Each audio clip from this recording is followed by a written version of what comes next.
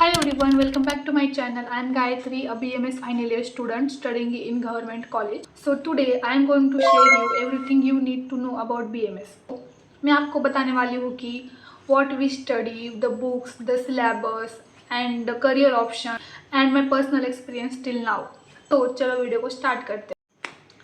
तो क्या होता है BMS? मतलब क्या ही होता है BMS? So BMS stand for bachelor of Ayurvedic medicine and surgery. तो BMS एक 5.5 साल का कोर्स होता है इंक्लूडिंग इंटर्नशिप। तो इसमें आपको 4.5 ईयर की स्टडी करनी पड़ती है और 1 ईयर की इंटर्नशिप होती है। तो BMS में हम लोग मॉडर्न प्लस आयुर्वेदिक दोनों ही पढ़ते हैं। ऐसा बिल्कुल नहीं है कि BMS मतलब सिर्फ आपको आयुर्वेदिक पढ़ना होगा, ये मिथ है। BMS में दोनों पढ़ाई करनी पड़ती है, मॉडर्न की भी और आयुर्वेदिक की भी। लाइक MBBS में कैसा होता है, हमें सिर्फ मॉडर्न का पढ़ना पड़ता है, लेकिन BMS में ऐसा नहीं होता। आप बेसिकली इसका मतलब ये है गाइस कि BMS में आपको MBBS के स्टूडेंट्स से ज़्यादा मेहनत करनी पड़ती है, उनसे ज़्यादा पढ़ना पड़ता है। तो अगर आप सोच रहे होंगे कि ये 4.5 ईयर की स्टडी करनी है, जैसा कि मैंने पहले बताया कि इसका मतलब first year, second year, third year and fourth year होंगे, तो ऐसा बिल्कुल नहीं है। 2021 के बाद सब कुछ चेंज हो चुका है, हमारे बैच के बाद सब कुछ चेंज हो चुका है। मतलब हमारी पहली बैच थी 2021 की, जिन्होंने ये सब कुछ पहली बार झेला है। मतलब लिटरली जब हम यहाँ पे आए थे तो हम बहुत छोटे छोटे बच्चे थे और हमें कुछ नहीं पता था।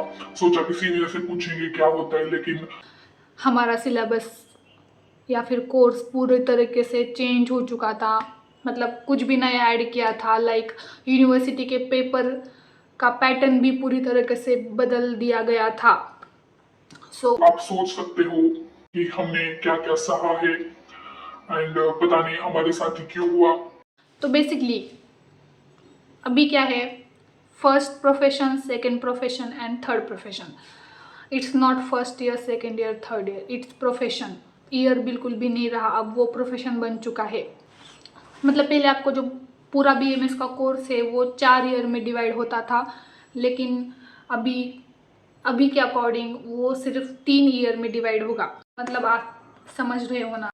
सो अभी 1.5 ईयर का एक प्रोफेशन हो चुका है, तो 3 प्रोफेशन हो गए 4.5 ईयर के।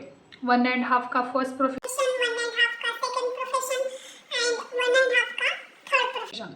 फोर्थ प्रोफेशन बिल्कुल नहीं है, ना फोर्थ ईयर है। तो इसमें हमारा 4.5 ईयर का कोर्स हो जाता है और 1 ईयर की इंटर्नशिप होती है। तो अगर आप ये सोच रहे होंगे कि मतलब मैं भी यहाँ आने से पहले बहुत लोग बोलते थे ऐसे कि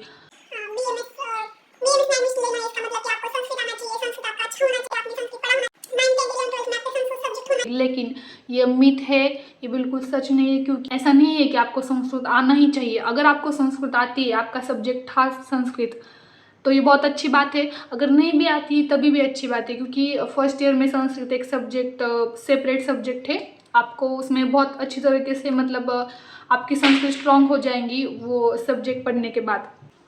तो चिंता करने की कोई बात नहीं कि मुझे संस्कृत नहीं आता, मेरा संस्कृत नहीं था, तो मैं अब क्या करूँ, BMS में एडमिशन लूँ या फिर ना। Please ignore the background noise in the background our room.